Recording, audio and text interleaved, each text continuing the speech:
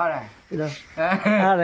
အချောင်းမဟုတ်ဘူး မေ ကိုနေပြောတဲ့ဘယ်လိုလဲဂွေးမရှိရှိတဲ့လူတွေဘယ်လိုလဲ ကိုင်းမရှိရလူ အချောင်းမဟုတ်ဘူး ကုန်းလား ကိုနေဂွေးစားတဲ့လူတွေလား ဂွေးတင်တဲ့လူအေး အဲ့လိုတော့ရွာလူတွေအဲ့လိုလေးခေါ်တယ်ကျွန်တော်ဟာဒီပြတဲ့မင်းအဖော်တွေဟိုမှာမင်းအဖော်တွေကလေးတွေပါတွေကိုဝင်နေနဲ့မင်းလက်ကြီးရှိလက်ကြီးတယ်ဗောလေလက်ကြီးလို့နေတယ် မေ မင်းကဂွေးမရှိဘူးလားဗျာအရင်ကဂွေးမရှိတဲ့လူတွေဟိုဒီနန်းတော်မှာဆောက်ရတယ် မေဟိုဘရင်မိမမလား ပြီးမိမတွေဆောက်ရတယ် ကုန်းလို့ခေါ်တယ် အခုကဂွေးမရှိရတော့သုံးစားလို့မရဘူးအဲ့ဒါကကျွန်တော်တခါတလေစက်ညရလေဟိုဒီခောက်ဆွဲကျိုးတဲ့လေပဲဒီလိုချီတဲ့ခင်တယ်အဲ့လိုဘူးကတော့ရောက် ခေါ်တဲ့ချိုး အဲ့လိုပဲဟိုမှာကျွန်တော်အဖော်တယောက်သူသွားဒီမှာသွားဆောက်နေဆောက်လို့လည်းမရဘူးဘာဆောက်လည်းမရဘူးဆောက်လည်းနာဆိုကျွန်တော်အကြပေးတယ်ကျွန်တော်ဟိုဒီသူပြောတယ်မြေခွေးမရှိဘူးဘာကြလဲဆိုပြီးတော့ခွေးမရှိဘူးပြောပြီးတော့ကျွန်တော်ပြောဟိုဒီအခက်လို့ကျူး မေ ယူတာအဲ့ဒါကြောက်လို့တလုံးဟိုဒီအထုပ်နဲ့ထောက်ပြီးတော့ချီရပြီးတော့ရေချောက်ခန္ဓာမျိုးပါလေဒီလိုပဲရေချောက်ခန္ဓာမျိုးပါဒီပြီးတော့ရေချောက်တဲ့ပြချကျွန်တော်ပြောတယ် ဟာ သူတကယ်ပဲလို့တယ် အေး လို့ပြီးတော့ဒီဒေါသထားပြီးတော့သူဒေါသထားပြီးသူလို့တာအဲ့ဒါကျွန်တော်ပြောအဲ့ဒါကြီးကြောက်ကြလို့ရှိရင်မသိဘူးဆိုရအနာမသိဘူးလေရုပ်တည်းဆိုတော့အဲ့ဒါချီပြီးသူပြေးတာသွားလည်းမချက်သွားလည်းမကြိုးဘူးကြောက်ဟိုရေအိုင်ကျကြာသူလည်းရေအိုင်ကျပါအဲ့ကြောက်ဆင်းလိုက်တာအကလို့ဆိုတော့သွားဒီမှာရောင်ပြီးတော့သွားမကြောက်ရရောင်ပြီးတော့သွေးရ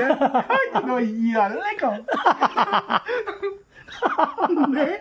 ဟာကျွန်တော်လွယ်တယ် အေးအဲ့ဒါတည်းခုနကတော့လူတွေပါလေဂွေးမရှိဘူးပြောတယ်ဆိုတော့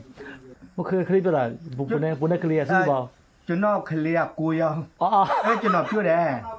မင်းတို့ငါ့ကိုဂွေးမရှိဘူးလို့ခေါ်တယ်ကွာတငယ်ချင်းနေတအားစိတ်ခါကြလို့ငါခဏကြရင်ဟိုဒီခေါ်ဆွဲကျူတယ်လေဘင်းချီရချီတယ်လည်းမလို့ပြောတယ်အဲ့လိုလည်းမလုပ်ပါနဲ့လေတကယ်ကြီးမြာစိတ်ကုန်တော့ပဲဒီပြောအေးကျွန်တော်အဲ့လိုပြောတာဟော ဘုန်းတော့မြဲရောက်တော့တယ်ဟေးဘုန်းရတယ်တော့ဒါဆော့ကနေတူဆော့ကနေတူကဟိုမနေ့ကတော့တခါသူနဲ့ကျွန်တော်အင်တာဗျူးတယ်လေဆော့ကနေတူရွာတဲ့မယ်ဆိုပြီးတော့သူအင်တာဗျူးတယ်ဟာသူ့မှာမိန်းမတယောက်ရှိတယ်ဒါကလေးက9ယောက်ညီက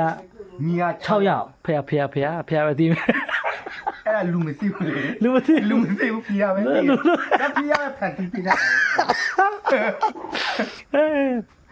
ဘုန်းချစ်ဖို့ကောင်းတယ်ဘုန်းကျွန်တော်ပြောပြတာခုတော့ဖြစ်တယ်စိတ်အမေတို့မတော့ဖြစ်တယ်အမေတို့မတော့ခဲ့ရပြီ ကျွန်တော်မွေးဖွားလာတဲ့ဟိုဒီအမီနုမဆောက်ခဲ့ရဘူးဘာဖြစ်ဆိုတော့ကျွန်တော်အမီဒီမှာသူ့နို့ကအစစ်ဖြစ် အကျိတ် ဟုတ်ကဲ့အစစ်ဖြစ်ရဆိုတော့ကျွန်တော်စဉ်းစားတယ်ဒီဆိုင်နို့တွေနွားနို့တွေပိတ်ဆောက်တယ်ဗောလေဝေပြီးတော့ဆောက်ရတယ်တကြားလေးနေအဲ့ကျွန်တော်စဉ်းစားတယ်ကျွန်တော်ကြည့်ရမှကျွန်တော်ပြတ်စီရကျွန်တော်အမိပြတော့ပါလူဘူးကဖြည့်ပြီးတော့ဒီတရိတ်ဆန်နို့ကြီးဆောက်ရတယ်ဒါပေမဲ့ကျွန်တော်ဆက်ရတရိတ်ဆန်စိတ်မပေါက်ဘူးလို့ကျွန်တော်ပြောတယ် ခုတော့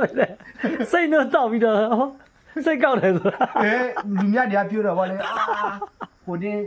ဆိုင်နို့ဆောက်တဲ့လူတွေတရိတ်ဆန်နို့ဆောက်တဲ့လူတွေတရိတ်ဆန်စိတ်ပေါက်တယ်အဲ့လိုပြောတော့ကျွန်တော်ပြောရကျွန်တော်စိတ်မပေါက်ဘူးစိတ်ကောင်းကြီးပဲ စိတ်ကောင်းကြီးပဲ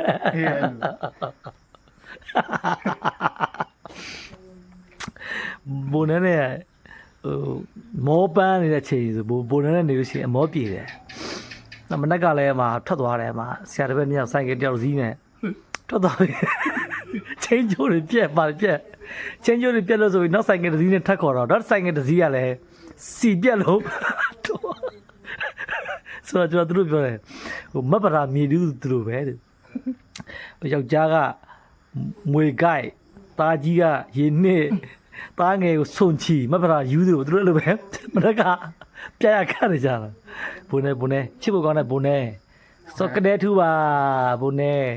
ကျွန်တော်တို့ကတော့ဘုန်းနဲ့လို့ခေါ်တာပေါ့ချစ်ဖို့ကောင်းလို့ဘုန်းနဲ့လို့ခေါ်ပြီးတော့ပြောတယ်ကတော့ဘဲနိုဆိုပြီးတော့ဟုတ်တယ်သူ့နာမည်ဘဲနိုတဲ့သူငယ်တော့ဘဲရဲ့နိုပဲဆိုခဲ့ရတယ်တဲ့တဝက်ဘက်မှာကဘဲဆိုရင်သူစိတ်ကိုဘဲလို့ခေါ်တယ်အဲ့လိုမျိုးဆိုတော့ဒါသူမှတ်တမ်းတင်ထားရသေးတယ်အဲ့ဒါ